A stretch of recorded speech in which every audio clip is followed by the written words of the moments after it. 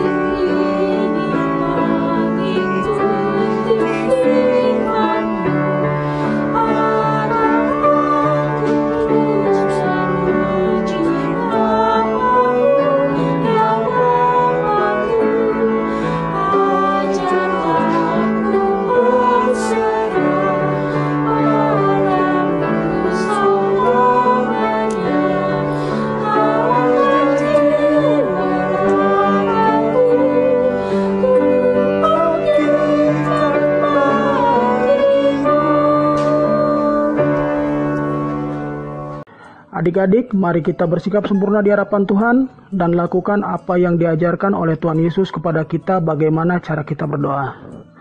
Mari kita lipat tangan, tutup mata, arahkan hati dan pikiran kita kepada Tuhan, dan mari kita berdoa. Tuhan Yesus yang baik, segala puji dan syukur kami naikkan kepadamu. Terima kasih Tuhan, karena Engkau telah memberikan kami pagi hari yang indah ini agar kami dapat berkumpul untuk mendengarkan firman-Mu. Tuhan Yesus, kami akan memulai ibadah kami pada pagi hari ini. Kami mohon penyertaan-Mu dari awal, pertengahan, hingga akhir ibadah kami. Terima kasih ya Tuhan Yesus, dan dalam nama-Mu kami berdoa. Amin.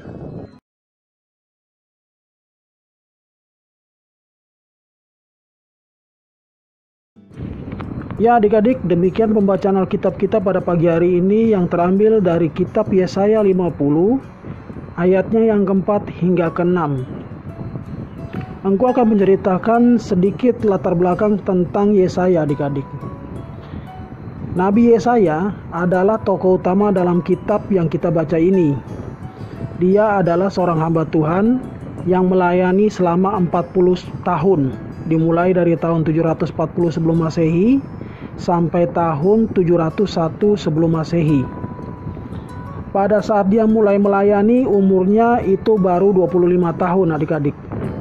Kemudian wilayah pelayanannya itu ada di kerajaan Israel bagian selatan atau yang biasa disebut kerajaan Yehuda.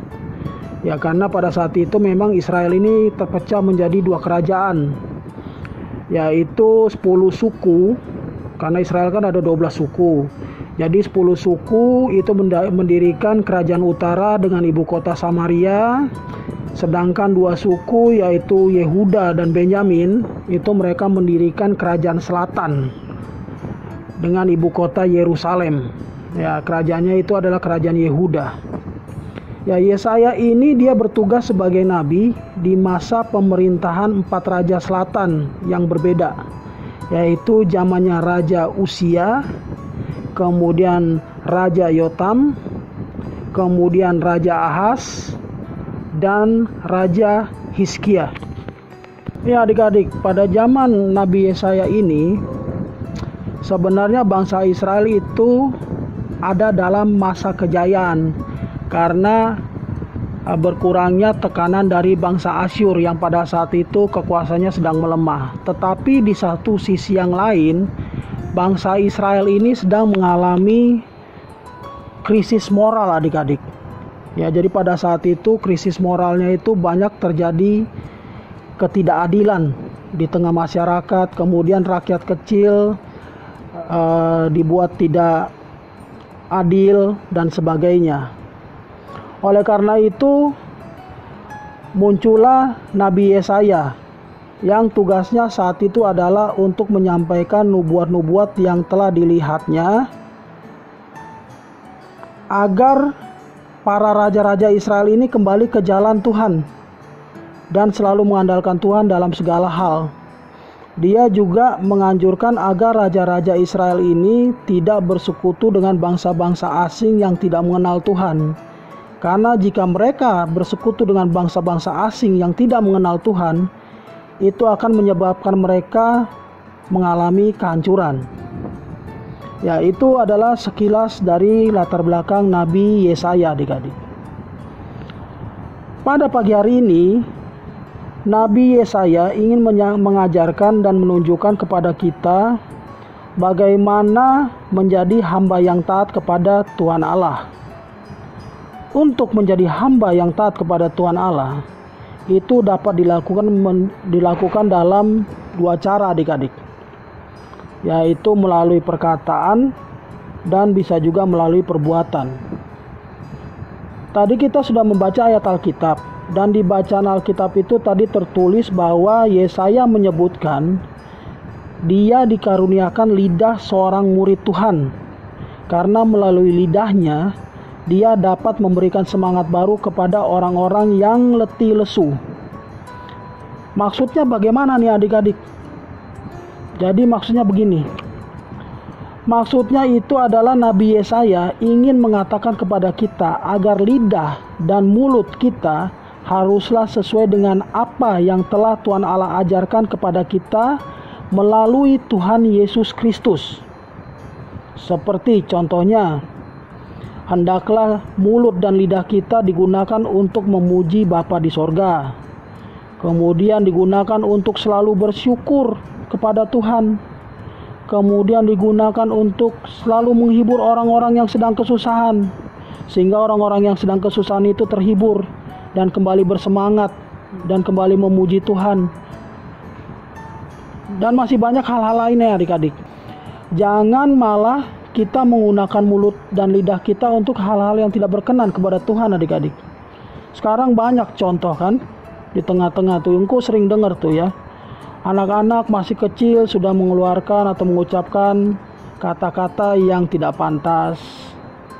Kemudian kadang mulut dan lidah digunakan untuk menipu orang lain. Kemudian kadang digunakan untuk mencaci maki orang lain atau memfitnah orang, dan masih banyak hal-hal buruk lainnya. Ya, jangan adik-adik, jangan kita gunakan mulut dan lidah kita untuk hal-hal yang tidak berkenan di hadapan Tuhan. Kemudian tadi ada juga kita membaca bahwa Tuhan Allah mempertajam pendengaran Yesaya untuk mendengar seperti seorang murid. Maksudnya bagaimana? Dalam hal ini Yesaya ingin mengajak kita untuk selalu mendengarkan dan melakukan firman Tuhan dalam kehidupan kita. Jangan malah mendengarkan gosip-gosip atau mendengarkan hal-hal yang negatif lain, jangan ya. Untuk menjadi seorang hamba Tuhan itu tidak mudah, adik-adik. Akan selalu banyak cobaan dan godaan yang akan datang kepada kita. Karena iblis tidak akan pernah rela kalau kita itu menjadi hamba Tuhan atau kita menjadi murid Tuhan. Adik-adik harus benar-benar berani tampil beda di dunia ini. Baik dalam pergaulan adik-adik sehari-hari, di tengah lingkungan masyarakat, itu adik-adik harus tampil beda. Contohnya seperti apa? Misalnya di teman sepermainan adik-adik, itu ada teman adik-adik yang suka mengeluarkan kata-kata yang tidak pantas. Adik-adik nggak boleh ikuti. Atau adik-adik berusaha untuk mengingatkan agar dia tidak mengeluarkan kata-kata tidak pantas. Tapi kalau misalnya dia tetap begitu, ya nggak boleh adik-adik jadi terpengaruh sama dia atau adik-adik ikuti. Jangan. Kemudian misalnya ada adik-adik punya teman yang sering bergosip. Sama kayak tadi. Jangan juga diikuti. Adik-adik tidak boleh ikut-ikutan. Adik-adik, kita semua ini adalah murid Tuhan dan hamba Tuhan. Karena Tuhan Yesus itu telah datang kepada kita ke dunia ini untuk mengajarkan kepada kita bagaimana cara melayani sesama kita dan melayani Tuhan. Oleh karena kita telah menjadi murid Tuhan, maka apa yang semua kita lakukan harus mencerminkan kehendak Tuhan. Adik-adik harus berkomitmen sejak saat ini bahwa adik-adik akan menjadi murid dan hamba Tuhan yang setia hingga nanti adik-adik besar. Caranya bagaimana engku? Caranya adik-adik rajin ikut ibadah IMPA, adik-adik rajin dengar firman Tuhan, adik-adik rajin berdoa minta penyertaan Tuhan, dan lain-lain. Karena dengan adik-adik melakukan semua itu, maka penyertaan Tuhan itu tidak akan pernah jauh dari adik-adik. Ya, Tuhan akan selalu menyertai adik-adik dimanapun adik-adik berada dan dalam situasi dan kondisi apapun. Pokoknya semua yang adik-adik hadapi, baik susah ataupun senang, itu Tuhan akan selalu ada. Asalkan adik-adik mau menyerahkannya dan selalu bersyukur kepada Tuhan. Nah, apakah adik-adik mau berjanji dan berkomitmen untuk selalu setia menjadi murid dan hamba Tuhan? Nanti tolong adik-adik tulis di secari kertas janji adik-adik mengenai janji dan komitmennya untuk melayani Tuhan.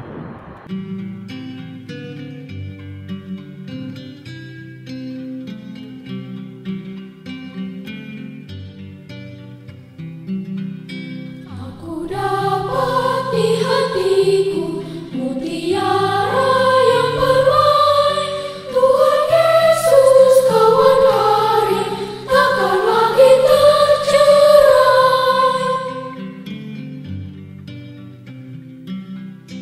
Aku dapat di telingaku bunyi lagu yang kudus, Juru Selamat besertaku dan dosaku ditebus.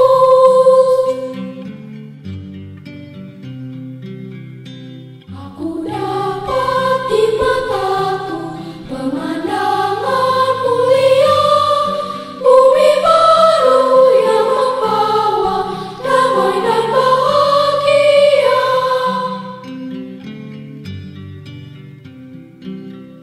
Aku dapat di tanganku bunga-bunga berseri, bunga Injil bagi kamu yang ku dapat ku beri.